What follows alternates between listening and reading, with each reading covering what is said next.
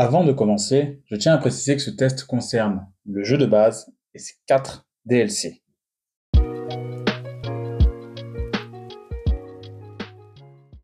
Goat Simulator est un jeu complètement loufoque, qui pour moi part d'une simple blague et qui est allé beaucoup trop loin. En effet, ce jeu est sorti avec 4 DLC. Donc Goat Simulator, ou simulateur de chèvre, littéralement, est un jeu où donc on contrôle une chèvre. Déjà là, le postulat de base est bien posé. Le jeu est sorti en 2014-2015 et est développé par Coffin Stain Studio. Et le jeu est sorti sur à peu près tout ce qui peut exister, smartphone, vieille console, nouvelle console, PC. Il est sorti sur toutes les plateformes qui peuvent marcher. Le but du jeu est donc que l'on contrôle une chèvre et on doit explorer ce monde c'est un open world, on est dans un monde, lâché dans un monde, et en fait, on doit faire des choses. Enfin, en fait, il y a plein de mini-jeux à droite à gauche, on doit explorer le monde, faire des défis à la con. Donc en fait, c'est un jeu vraiment open world bac à sable. Pour moi, God Simulator est donc le bac à sable ultime. D'une durée d'environ une dizaine d'heures pour le jeu de base ainsi que ses DLC, on se retrouve avec un jeu quand même qui est assez cher, pour à peu près 20 € pour toute la compilation. Le jeu cumule de nombreux défauts, comme par exemple des graphismes très laids. On a également du popping très présent. Le popping, c'est quand les choses apparaissent devant nous. Là, clairement, c'est extrêmement présent. Il y a des choses qui apparaissent limite devant notre nez. Et également des bugs de collision pas du tout calculés. Et on sent que c'est peut-être fait exprès. Mais en vrai, des fois, il y a des bugs de collision qui font que c'est rageant vu comment le jeu se comporte. Le jeu nous incite à faire des défis, à faire des sortes de mini-jeux, à explorer le monde, à essayer des choses, puisqu'à chaque fois que nous faisons quelque chose de particulier, nous obtenons des fois des costumes. Et ces costumes permettent de débloquer certaines fonctionnalités. Par exemple, on a un costume qui sert à voler. Donc cela rajoute des nouvelles fonctionnalités et donc du nouveau gameplay. Revenons donc sur la maniabilité, donc le gameplay. Le jeu, donc, c'est un contrôle de chèvre assez basique. On peut sauter, foncer sur les gens et avec des costumes, voler, etc. Mais la maniabilité est à la fois drôle et à la fois rageante vu le comportement de la chèvre. Le jeu, donc, nous rend chèvre particulièrement et rajoute à cela une intelligence artificielle, une IA qui est complètement con. C'est fait exprès, je pense, mais là, c'est vraiment complètement débile à souhait. On a donc des gens ou d'autres chèvres ou d'autres espèces animales et se comportent tous de façon très débile. On sent que ça n'a pas été ça le corps du jeu. Le corps du jeu, c'est juste un bac à sable ultime où on fait n'importe quoi. Enfin, le jeu possède de nombreuses easter eggs et de nombreuses références culturelles, et évidemment, puisque qui dit bac à sable ultime, tu mets plein de références à tout et n'importe quoi. Commençons par le jeu de base Goat Simulator. Goat Simulator est un jeu qui est finalement assez court en lui-même. Il possède 2 petites cartes, mais cependant toutes ces cartes sont assez bien remplies, assez bien fournies, nous permettant de faire pas mal d'expérimentations.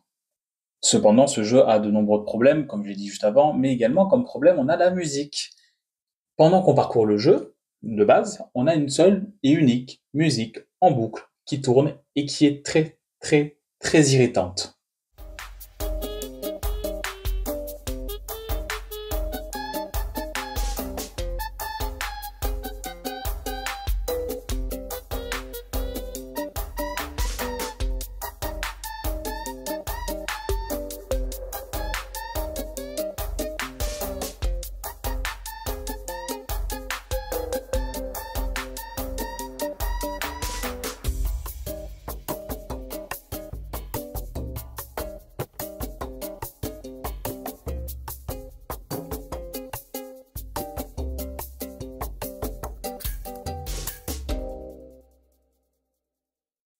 Le jeu culmine de nombreux problèmes, et en plus de ce que j'ai cité précédemment, ainsi que la musique, on a de très très fortes chutes de framerate.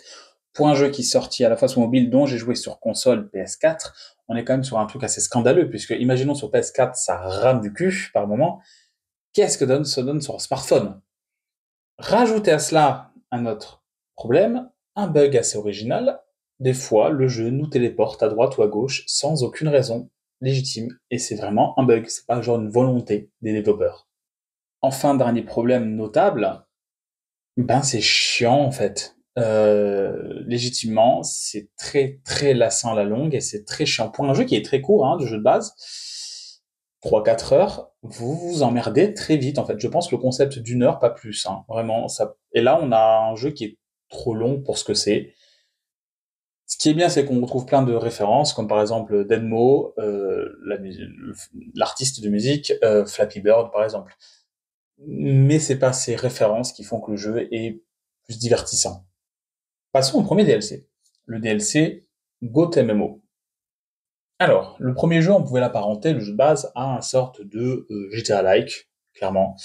Et là, on se retrouve plutôt dans un MMORPG.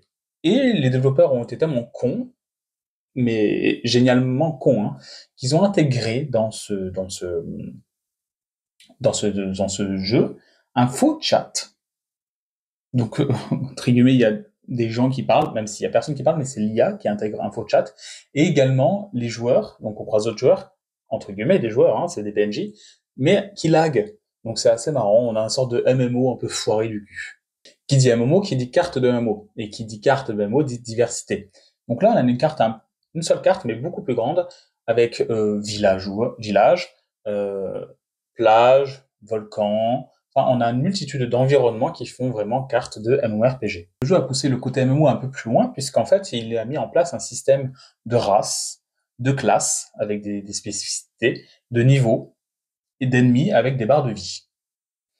Le jeu a mis en place 3 classes avec ses capacités spécifiques différentes.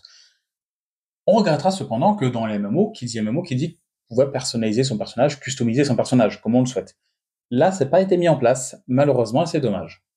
Dans les MMO, comme World of Warcraft, parce que là c'est une parodie de World of Warcraft, vraiment, les quêtes sont présentées par des points d'interrogation sur la tête des gens.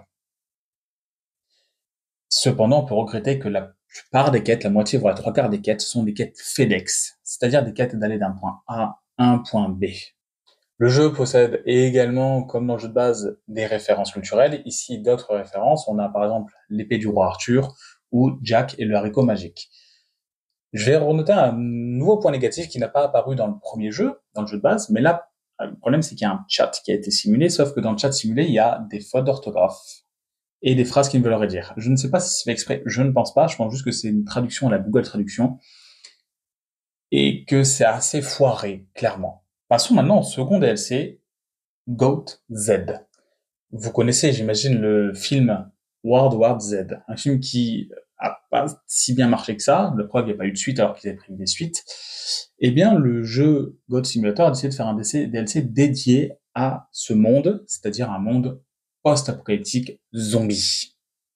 Donc ici, on parodie les jeux de zombies comme Dead Island ou les films de zombies. Donc clairement, on rejoue encore une chèvre, évidemment, mais cette fois, on joue une chèvre qui peut devenir zombie. On peut craft du loot, et récupérer du loot et craft du loot, comme dans n'importe quel jeu de zombies. Le but de ce DLC étant de survivre le plus longtemps possible avec des zombies autour de nous. On peut également devenir donc zombie et ça rajoute un peu un côté très loufoque. Durant l'affichage, on a 3 informations essentielles: la barre de vie, notre barre de faim, dans laquelle nous devons manger les gens après, et le nombre de jours que l'on survit. On retrouve les sempiternels bugs qu'il y a dans tous les jeux God Simulator, et également, on retrouve des références à tout va, comme ici Massacre à la tronçonneuse ou encore Zelda Twilight Princess. Passons maintenant au troisième DLC, Goat Payday. Donc, comme vous l'aurez deviné, c'est issu de la saga de vol, de braquage de banque Payday. Dans ce DLC, nous contrôlons une bande de 4 personnages, dont nous retrouvons la chèvre, le Flamaros qui peut voler, le dauphin qui est en fauteuil roulant et qui permet de grimper sur les murs en fauteuil roulant, ainsi que la girafe. Nous pouvons évidemment switcher entre les 4 personnages. Dans ce DLC, les développeurs ont mis en place une nouvelle ville, avec des nouvelles quêtes assez loufoques et assez marrantes dans l'esprit des Payday où on doit faire des braquages. Ce DLC, tout comme tous les autres, est évidemment archi buggé et archi lassant, mais il nous met également en place des petites quêtes secondaires ou des petits mini-jeux secondaires, comme par exemple une course de voiture, parce que dans ce DLC, on peut conduire évidemment, puisqu'on est des braqueurs. Passons au dernier DLC, et celui qui est pour moi le plus abouti dans le jeu God Simulator, Goat Waste of Space. Donc, vous l'aurez compris avec le mot space, ici nous allons dans l'espace. dans une sorte de station spatiale. Et là, on est clairement sur le DLC le plus long, le plus fourni, avec le plus de choses à faire, mais également le plus what the fuck de tous. Ce DLC comprend le plus de missions à faire, le plus de références, le plus de les références, par exemple, vous avez Star Trek, Star Wars, Kickstarter, vous avez de nombreux mini-jeux. En fait, ce DLC est le plus fourni de tous les DLC, même y compris le jeu de base. Il est mieux que le jeu de base. Le jeu nous permet par exemple de faire également des salles de test, à l'instar de Portal, avec le Companion Cube, et on a également un vaisseau spatial. Et alors là, c'est daubé du cul, comment c'est la maniabilité de vaisseau spatial est daubé du cul, c'est horrible à conduire. Cependant, ce DLC comprend évidemment son lot de bugs affolants, un temps de chargement hyper long pour accéder au jeu, a des traductions extrêmement foireuses, et là, c'est la preuve que c'est pas fait exprès, parce que les traductions des quêtes, elles sont loupées comme pas possible, et il y a des mots qui ne veulent rien dire du tout. Et on a également, comme le jeu de base, des baisses de framerate, mais absolument ignobles. Si je devais noter ce jeu en globalité, son expérience, ce serait 5 sur 10. En précisément, j'aurais mis God Simulator, le premier du jeu, genre 5 sur 10. GOT MMO 5 sur 10 parce qu'il est fun. GOT Z 4 sur 10, c'est le moins bon de tous les DLC du jeu entier. GOT Payday 5 et le GOT Waste of Space 6 sur 10. Mais on est quand même sur un jeu très moyen et je trouve que c'est un concept qu'ils auraient dû juste limiter au jeu de base.